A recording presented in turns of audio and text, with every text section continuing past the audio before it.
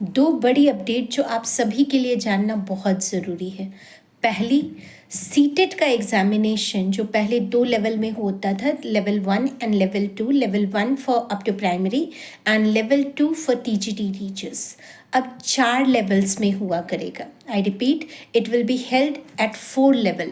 जो लेवल 1 होगा that will be for pre primary teachers, जितने भी बाल वाटिका के टीचर्स हैं एनटीटी क्वालिफिकेशन रहेगी उसकी, और उनके लिए होगा paper 1।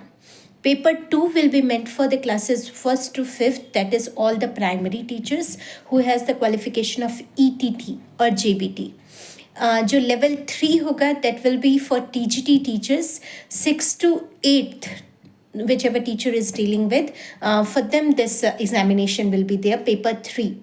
And the paper 4 will be meant for all the PGT teachers. Now onwards they'll be dealing with 9th to 12th. The second very important part is there will be vacancies in all the schools, maybe the government or the private. So all the teachers who have the qualification, maybe of post graduation or graduation along with B.Ed, they need to clear the CTET as well. But then definitely as the paper pattern is changing and everything, so they'll be getting extra time for the same. तो बहुत बड़ी bumper vacancy आने वाली है, तो please wait मत कीजिए कि हाँ भाई वैकेंसी आएगी तभी प्रिपेयर करेंगे और जॉब की तैयारी करेंगे। So start preparing side by side, कि जैसे जैसे वैकेंसी आती जाएगी आप लोग उसके लिए अप्लाई करते जाइए। केवी में सबसे पहले वैकेंसी आने वाली है, अप टू सितंबर सारी चीज़ें जो हैं TNCs उसकी वो आप लोगों तक पहुँच जाएगा।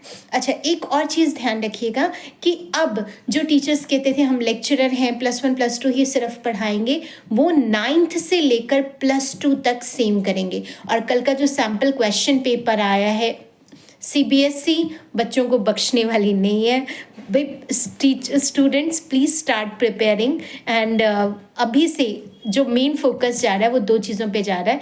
एक, कॉन्सेप्ट क्लैरिटी, ठीक है।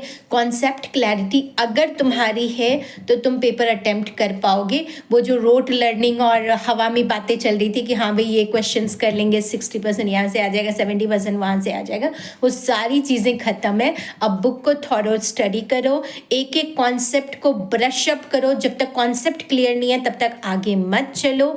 All the best to all of you. Prepare करो अच्छी तरह से। अगर कहीं पर भी डाउट है किसी भी सब्जेक्ट में तो keep brushing up the concepts, ठीक है। That is much more important. So all the best to all of you.